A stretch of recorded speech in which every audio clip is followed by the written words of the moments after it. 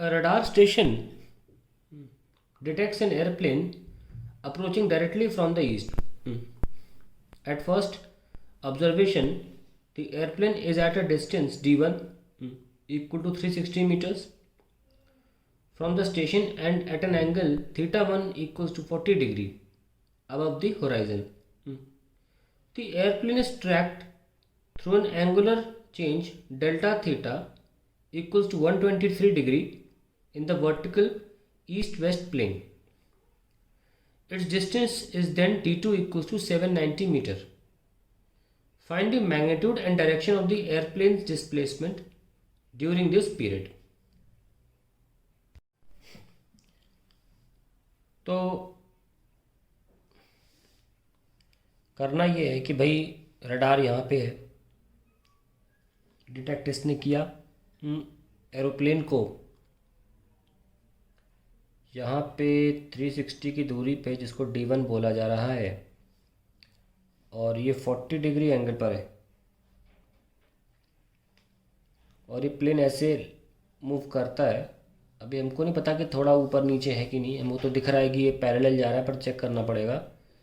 और 123 डिग्री का angular displacement लेता हुआ प्लेन पहुंच जाता है यहाँ पे d2 पे, और d2 जो है वो दे रखा है 790।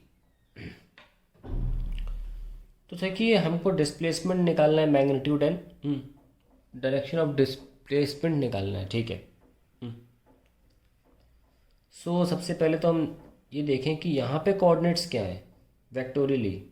तो भाई ये कैसे निकाला जाता है, आई होप ये पता होना चाहिए आपको कि इस पॉइंट के कोऑर्डिनेट्स लिखेंगे d1 cos theta i cap plus d1 sine theta j cap, ये हो गया। फिर यहाँ पे भी निकालना है, तो कैसे निकालोगे, d2 cos, ये थीटा 1 ले लो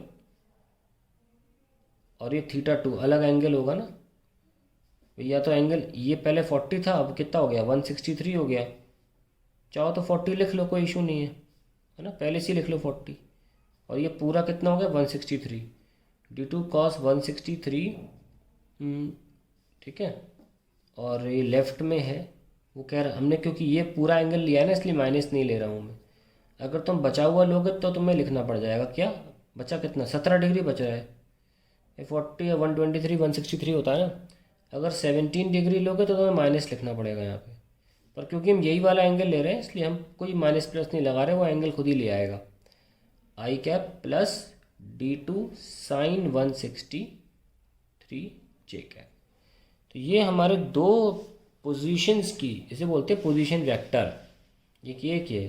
तो डिस्प्लेसमेंट कैसे निकालोगे भाई, एक डिस्प्लेसमेंट तो हॉरिजॉन्टल डायरेक्शन में होगा, वो होगा एक्स कॉम्पोनेंट का सब्ट्रैक्शन। तो फाइनल मैंने इनिशियल कर लो, d2 cos 163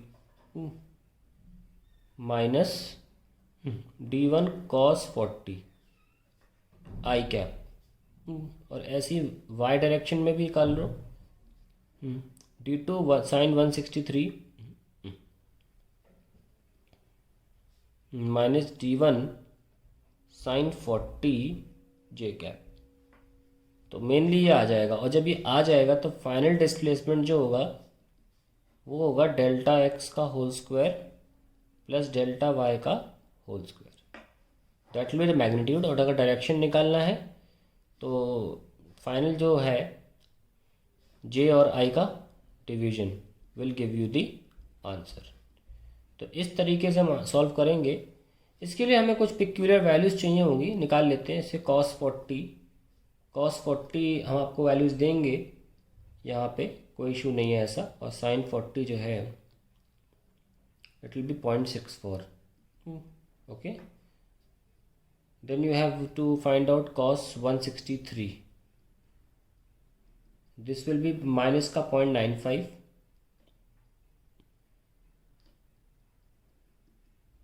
and sin 163 will be 0.23,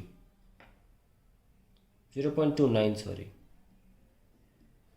तो ये कुछ वैल्यूज़ आपको हम यहाँ दे रहे हैं सॉल्व करने के लिए, आप खुद नहीं जान सकते, नहीं आपके पास साइन टेबल्स होनी चाहिए, खैर, या कैलकुलेटर होना चाहिए, वो तो हम नहीं दे सकते। तो अब ये उद्देश्य है मेरा सारा कि हम ये सॉल्व कर सकें। सबसे पहले डेल्टा एक्स सॉल्व कर लेते हैं।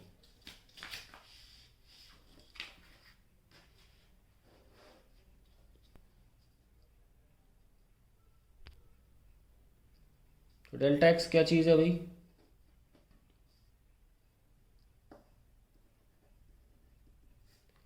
It is d2 cos 163 minus d1 cos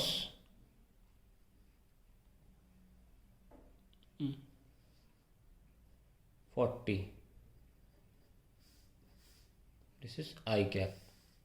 तो d2 कितना था? 790। डायग्राम में भी देख सकते हैं आप, पेपर बना लिया होगा आपने।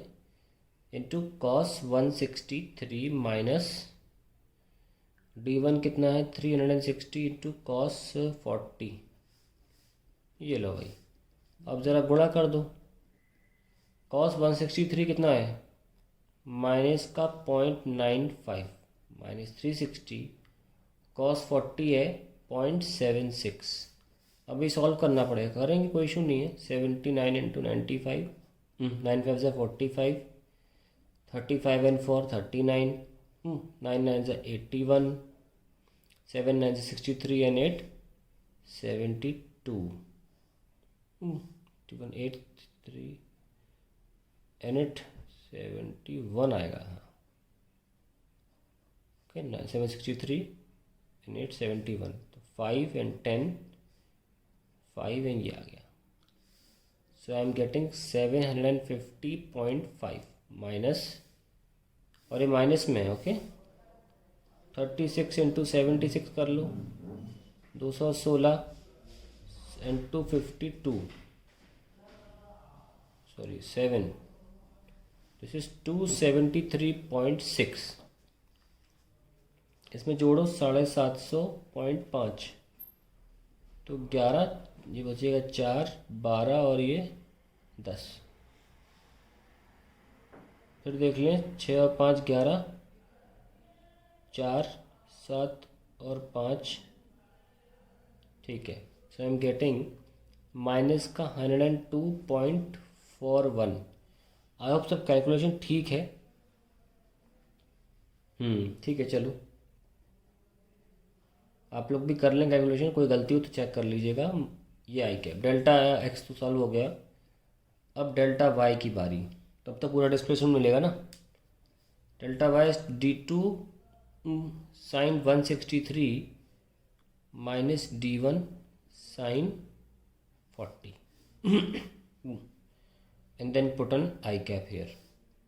Now d2 is 790. Sin 163 हम सब वैल्यूज ऑलरेडी दे चुके हैं, 0.29 माइनस d1 कितना है? ये जे कैप है, sorry, D J cap 360 into sine 40 is 0.64। तो आई थिंक वैल्यू सीख रखी ना यहाँ पे, 63 में 0.95 एंड 40 में 0.7, ठीक है। अब आइए इनको कैलकुलेट करें भाई। 79 इंटू 29 बचा, 9 9 से 81, 9 2 से 89 26, 9 7 से 63, 7 2 से 49 6 20, 1922, 229.1 ले लेंगे, माइनस 36 इंटू 64, 6 4 से 24, 4 0 से 12 एंड 2 14, 36 6 से 216, 4 6 10, 3 230.04। ये आ गया जे कैप। अब ये सब्ट्रैक्ट हो रहे हैं, ये बड़ा है, सब्ट्रैक्ट करके देखो। 230.04, सॉरी 0.4 है, sorry 230.4 minus 229.1, so we have, sorry ये बचेगा, माइनस करो 3 और 0 0 0, तो आई एम लेफ्ट विथ 0.3 जे। देखो आई के कंपोनेंट के सामने ये जे ऑलमोस्ट नेग्लिजिबल है, तो हम इसको नेग्लेक्ट करके 0 मान लेंगे, ठीक है। सो फाइनली डिस्प्लेसमेंट जो था वो था माइनस का 102.41 I cap minus sorry plus 0.3 J. क्योंकि ये बहुत कम है, निगलेक्ट कर दिया, आई वुड सिलेक्ट माइनस का approximately 193 I cap as the final answer. ठीक है, और माइनस आई आ रहा है तो इसका आंसर होगा वेस्ट, क्योंकि ईस्ट से वेस्ट जा रहा था। माइनस आई का मतलब है लेफ्ट जा रहा है। That is the answer to the question.